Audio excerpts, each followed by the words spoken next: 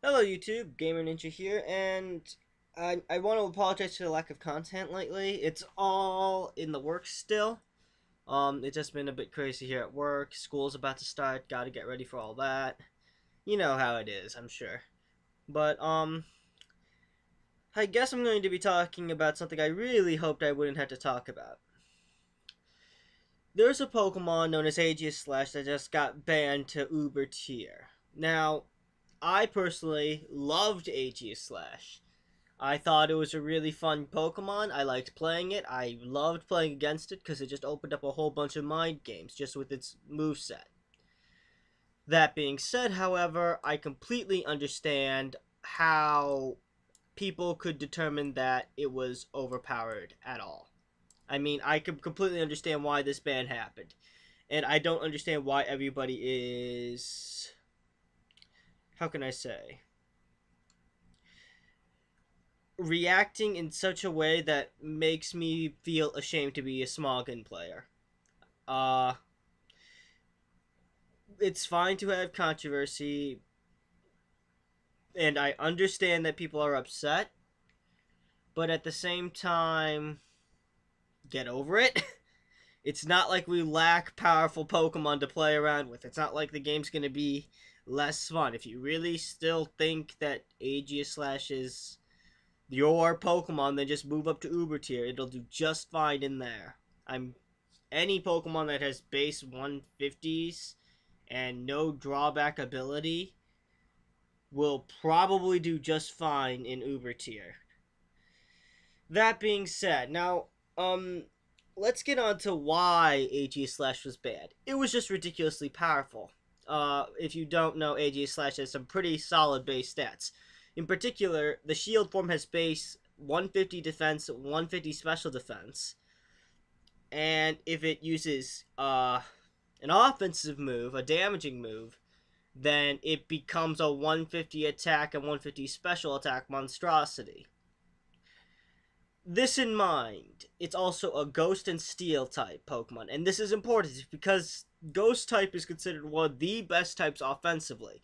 There's one immunity and one resistance, I believe. Yeah, one resistance. I'm not entirely comfortable with all my type matchups right now just because I'm tired and I'm still not used to 6th gen with all the fairy type things. Uh, the point is that Ghost is ridiculously powerful as an offensive type, and Ghost Pokemon in general do pretty well no matter what tier they're in, basically. Gengar has been OU tier since it came out. It's one of the few Pokemon that have stayed in OU since its conception. I want to say I want to say Starmie used to be, and I want to say that what's it called? Zapdos. I think Zapdos. Or did it go to Yu for a time? Well, in any case, the point is that Ghost type is a really strong offensive type. Top it off, it got Secret Sword, which is a fighting type move, and it's a pretty Sacred Sword. I'm sorry, not Secret Sword. If it got Secret Sword, then there's no question it would be banned. But no, Sacred Sword deals fighting type damage, and it's with Ghost type, it has practically perfect coverage. It's ridiculous how good this thing is.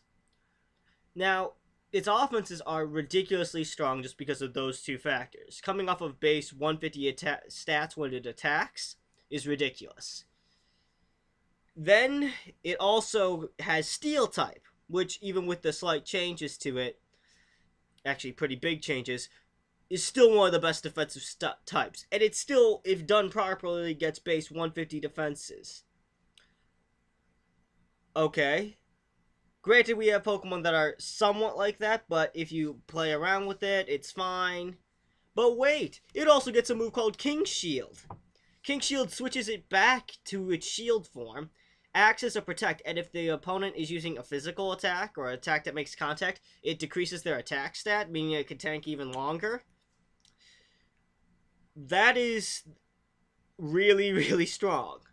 Add on the fact that it gets a bunch.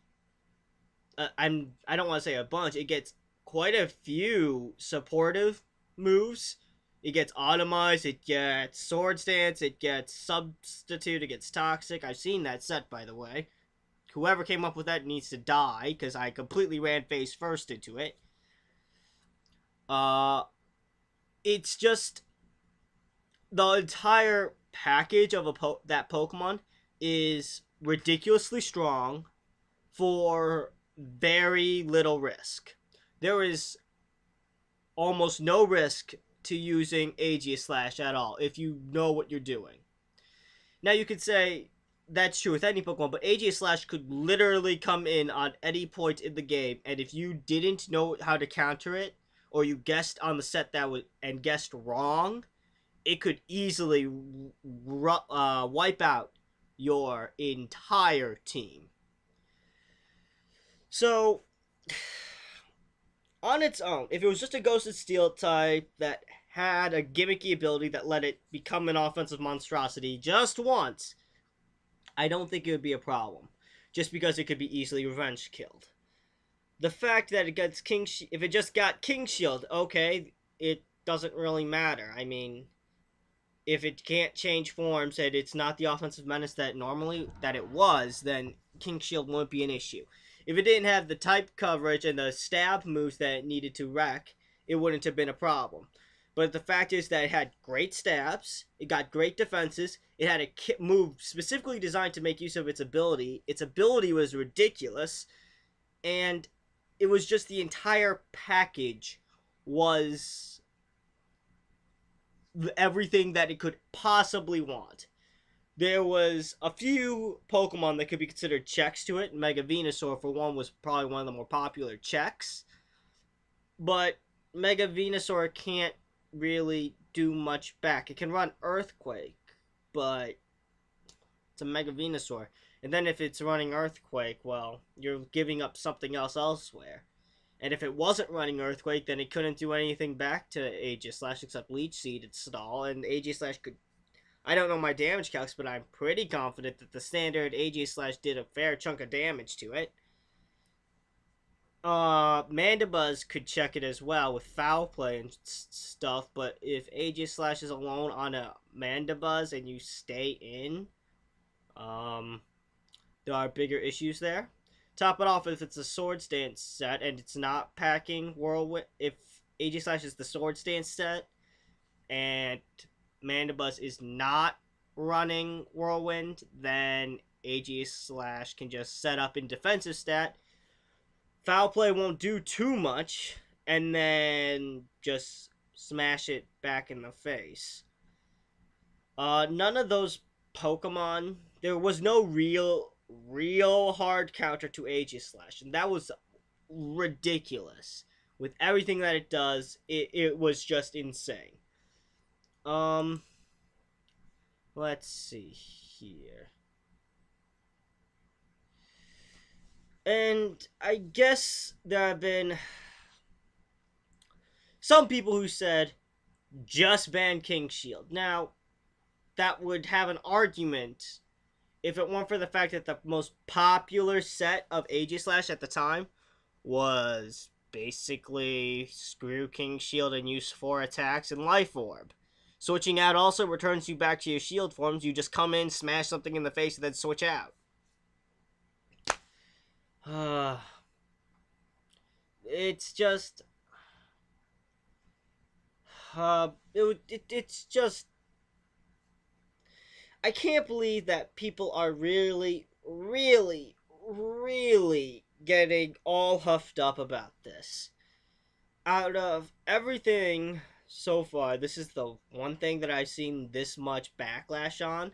The other thing being well, I guess there was quite a bit of backlash about the Drizzle and the Swift Swim Complex ban, but that's about it. But it makes sense. You might be able to have a Pokemon that counters it, but let's remember one little detail. I started battling competitively in 4th gen. Now, let's look at things for a second here. Let's see, how can I put this?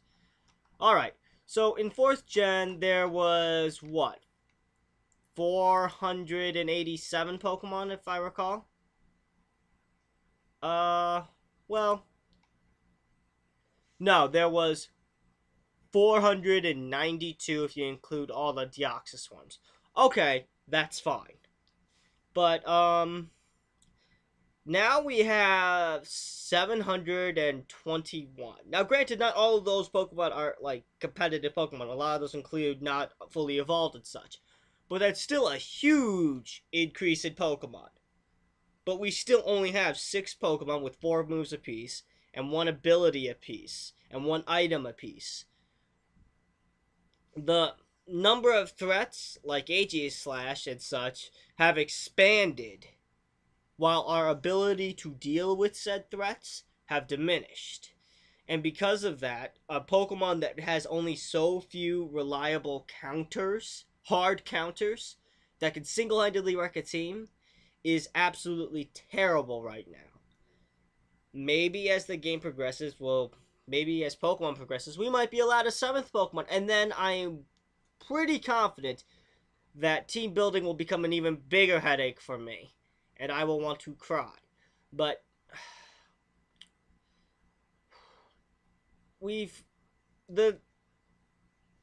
the constant expansion of new threats and new Pokemon is making it really hard for the metagame, honestly. Or really hard for competitive battle. Because our tools aren't really changing. Or our number of tools that we can carry with us isn't changing. But the number of things that can come in and wreck us are increasing. So we have to come up with new ideas and new ways to deal with these threats. And that's fine. That's part of the fun of competitive battles, coming up with sets that are designed to shut down certain types of Pokemon.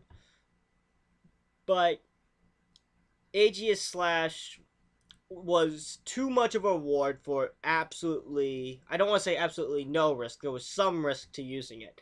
But it's pretty easy to win just because you had Aegislash. I mean, I'm sure we all competitive battlers have had that one time when you mispredicted Aegislash King Shield and switched in, and then you ate a Shadow Ball to the face, and it then proceeded to revenge kill you with Shadow Sneak, and then from there it just snowballed out of control.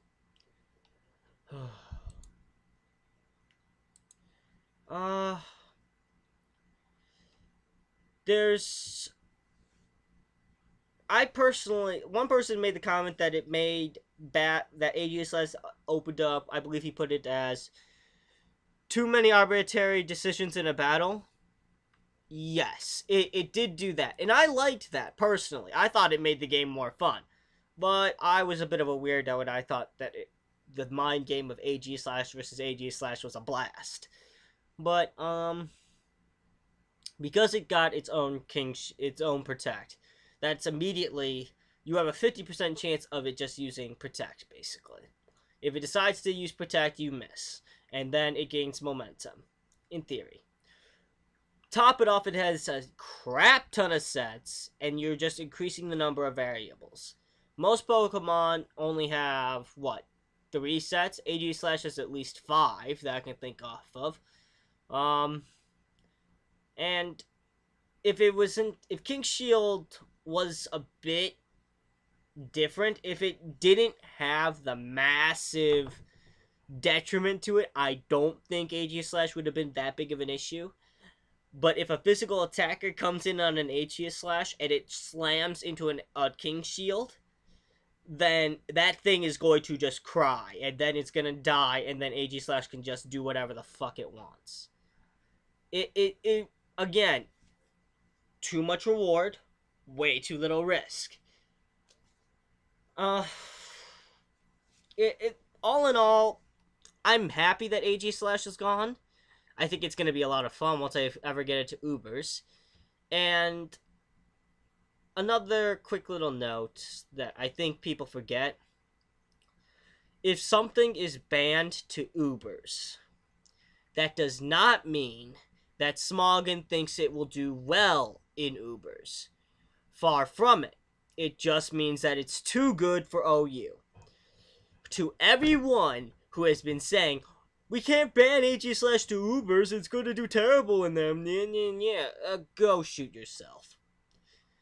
Like, it's kind of mind-boggling how people don't understand how our tier system works. If you're not a Smogon player, I understand.